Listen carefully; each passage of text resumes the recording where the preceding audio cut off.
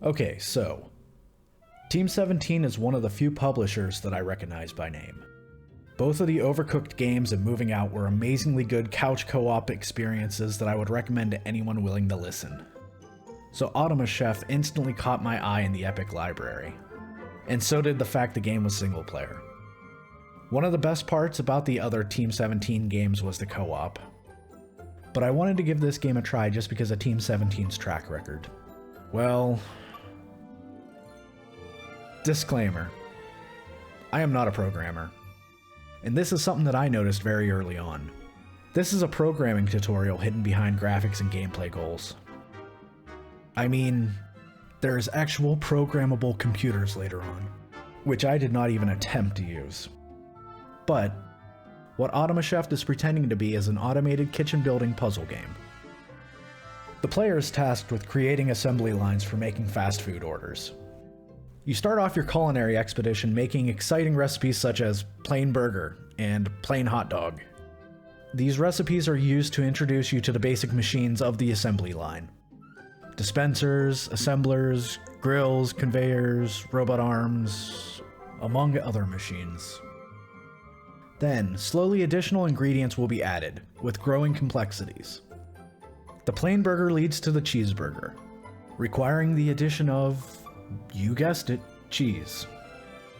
This leads to the double bacon cheeseburger, requiring 2 burgers, 2 pieces of cheese, and bacon strips. You will then have to build production lines for multiple recipes, like a line for burgers and another for fries. Then you start making combo meals, adding 2 recipe items together. With these additional ingredients needed, the complexity of the required assembly lines will grow exponentially. Using the cheeseburger example, you will need to not only add a cheese dispenser, but also a food processor to cut the cheese into slices. Not enough complexity yet? Well, orders are timed, and will fail if machine layouts are too long and slow. Or how about making sure to control how much power you are using? Overall power usage will be a monitored goal, and even in some levels peak power usage. Maybe making sure you don't use too many ingredients to complete the orders? There are 2 game modes, Campaign and Contracts. Campaign mode is the classic, more linear level story mode. Your robot boss buys restaurant properties and tasks you with building the assembly lines. Normally with some pretty humorous dialogue about it being a human, or about its world domination aspirations. While Contracts mode is more like your career mode in other games. You start off with a limited amount of money, taking contracts to build kitchen designs for companies, and selling the results to said companies. As you gain money, you buy more machines and parts so you can build even more elaborate designs, allowing you to offer even more complex recipes. Beginning a level could feel quite overwhelming for me. The amount of layout planning and setting up of all the machines felt like a massive time sink. It can easily take 20 plus minutes just to complete one full layout. Then came the test run, or debugging step. There always seemed to be one arm I didn't adjust the direction of, or a conveyor belt facing the wrong way. I always do that, I always mess up some mundane detail. Or I would start running everything and see a way to streamline something. The only advice I can give you, when you set up an assembly line for a recipe, save its blueprint. It is much easier and faster modifying an existing line than trying to rebuild the line from scratch. There are 2 big things that annoyed me about this game. The first being the names for some of the food items. Why plain burger? Why not hamburger? Or, why is the recipe called fries, when they are called wedges up until packaging? And when did potato wedges become fries in the first place? Then, all of the following cooking steps are done with a grill.